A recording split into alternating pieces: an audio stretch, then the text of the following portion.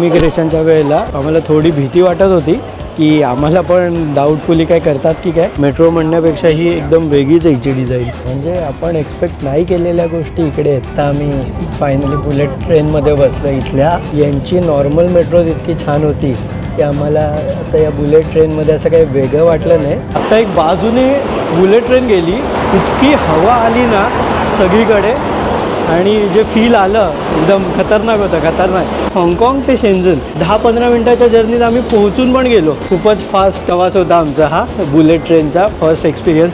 तन्मय, कशी वाटली बुलेट? एकदम बेस्ट. यायला पाहिजे, इंडियामध्ये पण ही ट्रेन यायला पाहिजे लवकरात. आपल्याकडे ही प्रगती कधी मिळेल माहीत नाही. तीच प्रगती जी चायनाने केली आहे तीच दाखवायला मी इकडे आलो आहे. चायना बरेच दिवस यायचं होतं आम्हाला. हा तर खूप मागे लागला आहे. याच्या मागे लागण्यामुळेच मी आलो आणि आता फर्स्ट टाईम चायना एक्सपिरियन्स करतो.